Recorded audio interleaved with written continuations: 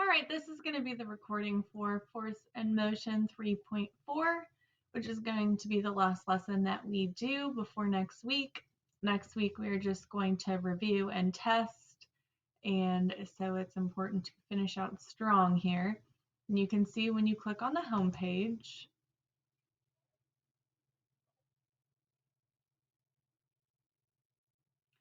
there is going to be 2 activities in Amplify that you're going to do, and then there's one outside of Amplify that's going to be a Canvas assignment, and I will explain that. First, click on that warm up, and that will bring you here. And so it is another message, and it's our last message, and it's just telling us that we did some excellent work, and it gives us some more data. And so what it gives us is the masses of the pod and the space station. And so the pod is 1,100 kilograms, and the space station is 415,400 kilograms. And obviously, we know the space station is way more massive than the pod, but these numbers will play a part because in all of our activities and the simulations and all the things we've done, we have figured out that mass plays a big role in collisions and velocity.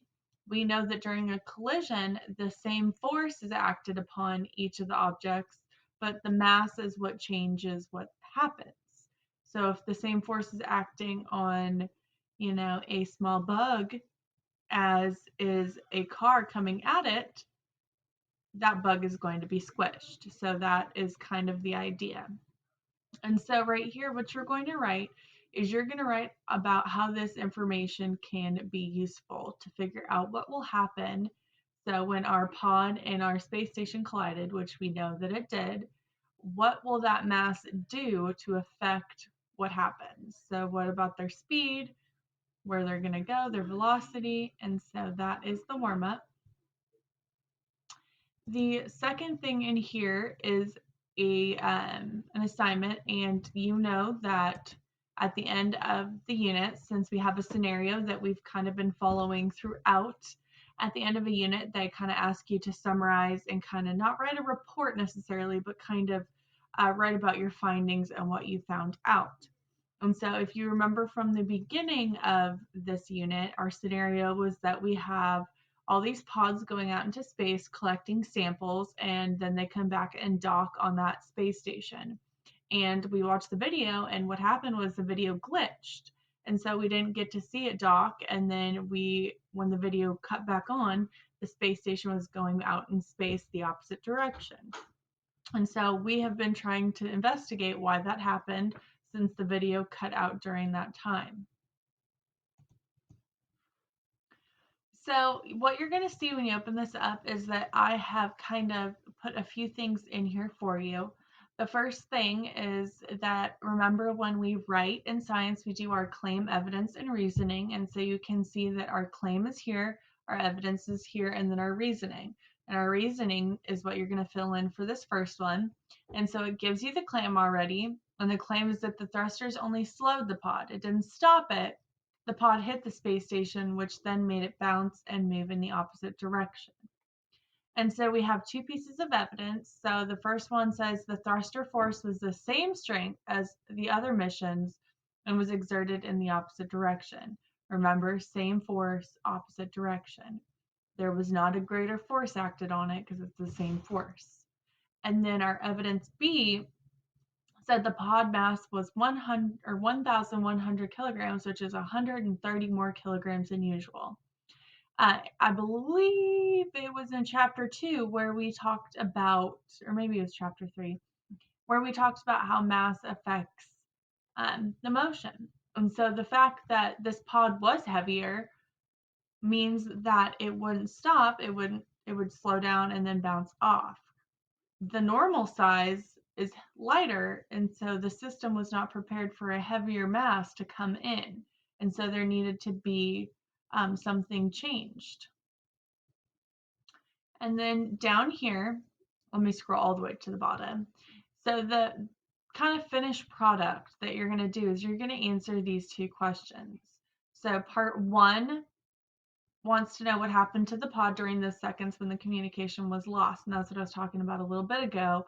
It cut out, and we figured out that it didn't attach to the space station. Instead, it went off in the opposite direction. So you need to kind of write a few sentences about that and why that happened. And then down here, part 2, after the collision, how does the pod's motion compare to the motion of the space station? And so that is after the collision. Is there movement? What direction? Velocity? All of those things that we have been learning. The other thing that you're going to do before those questions is you can see that this question matches up with that part 2 question I just showed you. So this is the same one. And so there are 3 claims right here to help you answer that. And so the first claim, the pod is moving faster than the space station.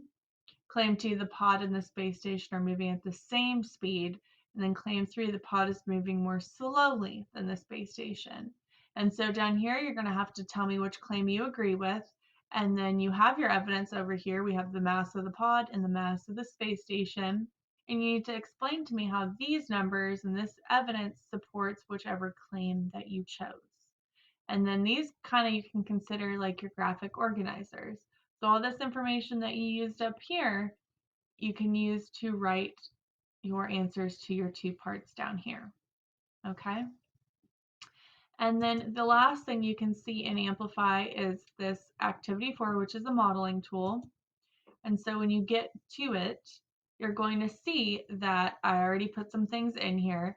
It tells you that, and you can see in these instructions if you need them, our goal is to model pretty much what happened when the pod and the space station collided. And we're modeling the force and what happened with the velocity and all of that. So it's kind of like a visual to match what you wrote about in this. So it's kind of a visual to help kind of make some more sense of it. And so these these were already there. And in the instructions, it gives you the hint that B is a medium mass, and that represents the pod, and then C is a larger mass, and that represents the space station. And you need to use these arrows to represent what is happening in the collision. So this is the collision, and then this is after the collision. And remember, same force, opposite directions.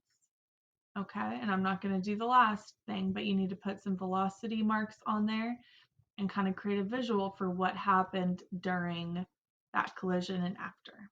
And then you click hand in, and that will submit it.